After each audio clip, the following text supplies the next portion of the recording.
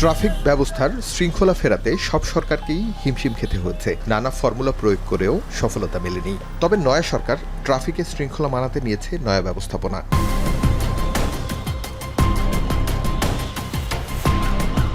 ঢাকার রাস্তার ট্রাফিক আইন মানাতে প্রযুক্তির উপর জোর দিচ্ছে কর্তৃপক্ষ।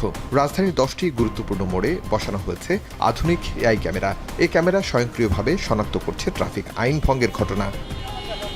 একসময় হাতের ইশারায় চলতো কারওয়ান বাজারের এই ট্রাফিক সিগন্যাল। এখন এখানে বসানো হয়েছে এআই যুক্ত সিসিটিভি ক্যামেরা। যদি ট্রাফিক আইন ভাঙেন তাহলে সাথে সাথে আপনার মোবাইলে চলে যাবে মেসেজ এবং আপনাকে গুনতে হবে জরিমানার টাকা, যা ভীতি ধরিয়েছে ড্রাইভারদের মনে।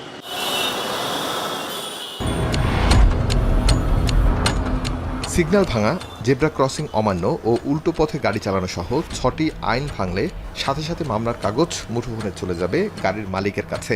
কতটুকু সচেতন হলো মানুষ? আইন সবার জন্য ভালো, আইন প্রয়োগ করলে এটা ভালো, আইন মানা উচিত সবার জন্য। আমরা দেখি চলি, সিগন্যালের অমান্য আমরা করি না, আমরা এখনো খাইনি। আমার ড্রাইভার এই 27 সেকেন্ড 17 সেকেন্ড রাস্তা ব্লক করেছিল, এই ক্যামেরা ধরা পড়ছে, পরে তারা মামলা দিয়ে দিচ্ছে। যে যেমন লাইক করো তেমনই স্বাদের high five wafer. High five খাও, হাই ফাইভ দাও। রাজধানীর ইন্টারকন্টিনেন্টাল হোটেলের সামনের 2টি পয়েন্টে, সোনারগাঁওয়ের সামনের 3টি পয়েন্টে, বাংলা মোটরে 2টি পয়েন্টে, বিজয় সরণি 1টি পয়েন্টে, জাহাঙ্গীর গেটের 2টি পয়েন্টে এআই ক্যামেরা স্থাপন করা হয়েছে। তবে এই ক্যামেরা স্থাপনে ড্রাইভারদের মধ্যে শৃঙ্খলা ফিরলেও পুলিশ বিপাকে ব্যাটারি চালিত রিকশা নিয়ে। অনেকটা পরিবর্তন হয়েছে, মানুষও আগে থেকে অনেক সচেতন হয়েছে। ড্রাইভার বাইরাও কিন্তু আগে থেকে এখন আমাদের হাত দিয়ে সিঙ্গেল তেমনটা দেওয়া লাগে না।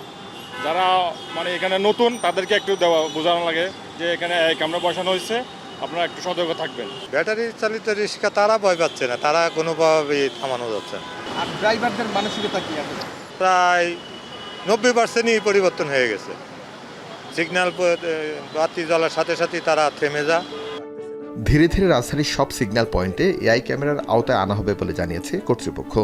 এআই বেস ক্যামেরা দিয়ে যে সুবিধাটা হচ্ছে যে আমরা যখন আমার ট্রাফিক সার্জেন্ট বা ট্রাফিকের লোকজন যখন একটা গাড়িকে সিগন্যাল দিত, মানতে চাইতো না, অনেক সময় গাড়িটাকে আটকানোর পরে দেখা যাবে যে ওই গাড়ির মালিক হয়তো সিনিয়র কোনো কর্মকর্তা, মেশিন তো সে হচ্ছে পুরা ইম্পার্শিয়াল।